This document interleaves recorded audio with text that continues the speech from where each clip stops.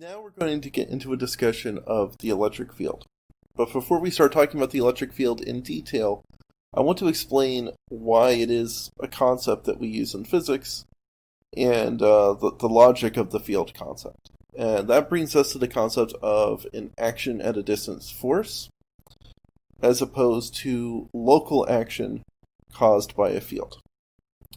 So action at a distance is a concept that was first introduced to discuss Newton's law of gravitation, because we now understood that, for instance, the sun exerts a force of gravity on the Earth, or the Earth exerts a force of gravity on the Moon, but Newton's laws don't explain how that force is propagated through space, and if it acts instantaneously, or if there's a delay in that action. So consider, for instance, in this diagram below, an oscillating charge on the left, and a positive charge on the right, which is stationary.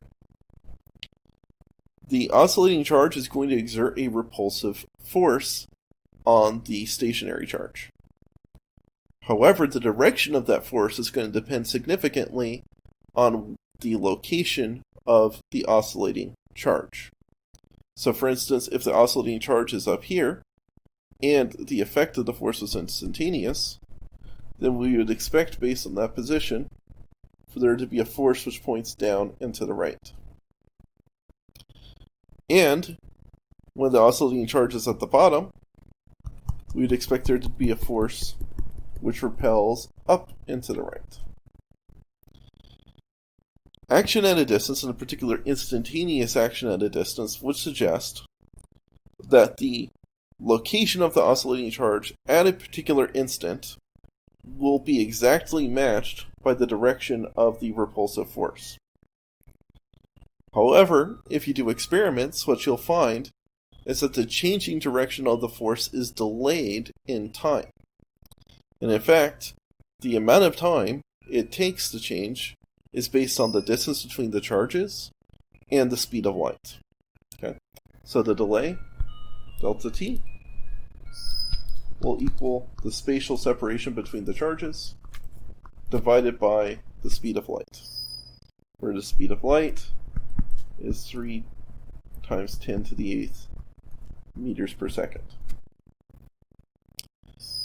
This is more easily explained if there is something which remembers where the position of the oscillating charge was in the past. And in particular, if the oscillating charge is having some effect on space, which is propagating throughout space and eventually reaching the stationary charge on the right. And that is where we get this concept of local action by a field.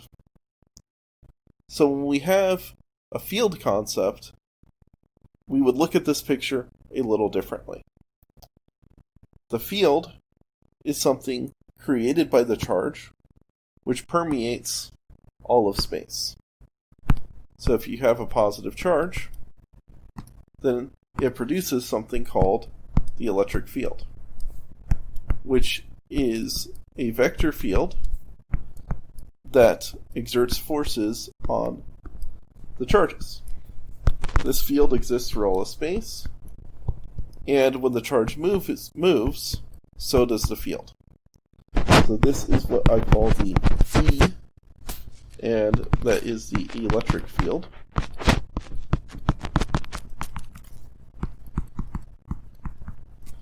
And with this model, when the charge oscillates, the field changes locally, and those local changes eventually propagate out through space. And when I have a charge here, the thing that actually exerts the force on it is the electric field in its neighborhood. So if I have this positive charge and I want to know what the force is, I look at the electric field vector acting on it, and then I compute the force based on the coupling that the charge has to the field, which is the amount of charge that there is.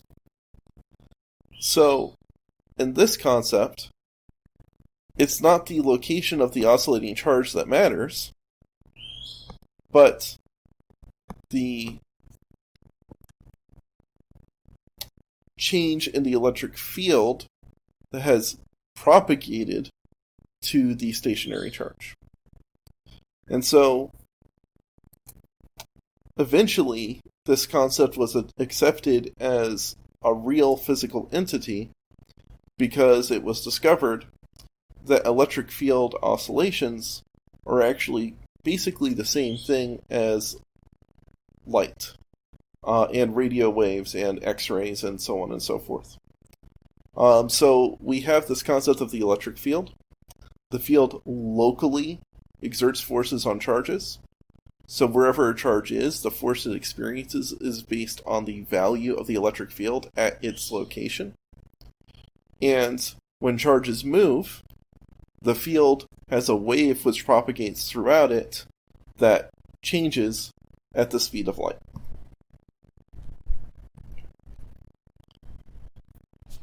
There is a formula, which I wrote, but I'm going to make it more explicit, for the force exerted on a charge by virtue of the field.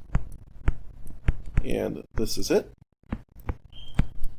And so, the force that a charge experiences is going to be the amount of charge times the value of the electric field at the location of that charge. So, there's a few things that should come out of this. So, first of all, positive charges are pushed in the direction of the electric field.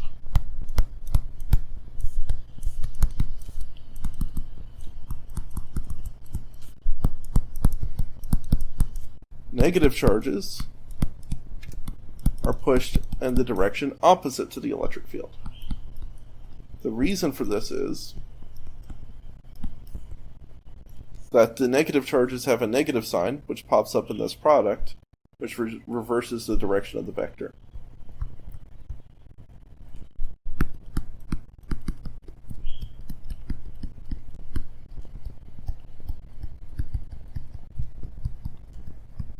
To determine the direction of the field, you use a test charge, a positive test charge, and you look at the direction it is pushed in.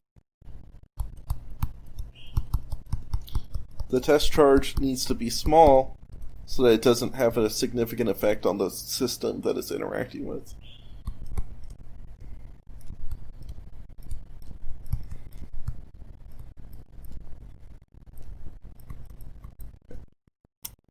So, let's look at this concept.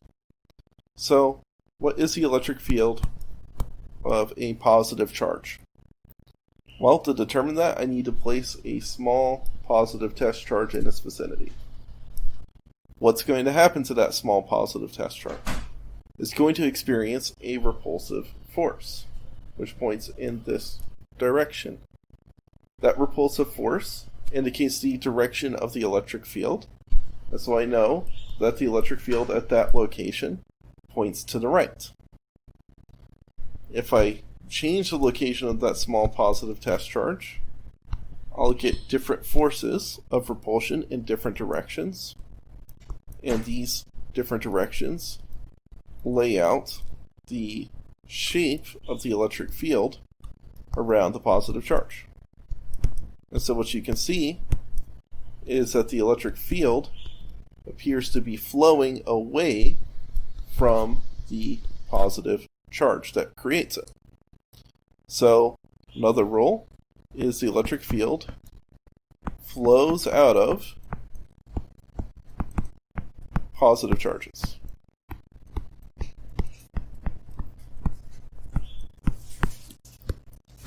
What do you think it'll do for negative charges? Well, it would be basically the same picture, but now my central charge is negative. When I place that positive test charge in various locations around it, I won't have a force of repulsion, but a force of attraction, right? So in these cases, I'll have an electric field which tends to point towards the negative charge. And so we get the next rule, which is that the electric field flows into negative charges. if you have those two rules, you can sometimes just figure out what the charge configuration for a pair of charges might look like, or any collection. So here, I've placed a positive charge and a negative charge next to each other. And I know the following. I know that the electric field will flow out of positive charges.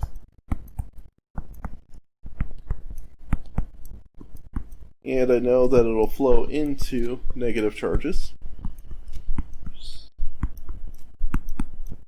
And if I make this picture coherent and combine these concepts, I essentially have something that looks like this, where the field essentially flows from the positive charge and into the negative charge, and elsewhere it flows radially away or into these charges. Okay. This picture I've drawn with the lines is a picture of electric field lines. And you'll see these pictures pretty gratuitously throughout the textbook and the literature. And electric field lines are basically curves that are always tangent to the electric field. And often there will be arrows drawn on these field lines to indicate the direction of flow. And furthermore, the field lines are usually, the density of the field lines within a given region are usually drawn to indicate the strength of the force. So the strength of the force is meant to be proportional to the number of field lines within a given area.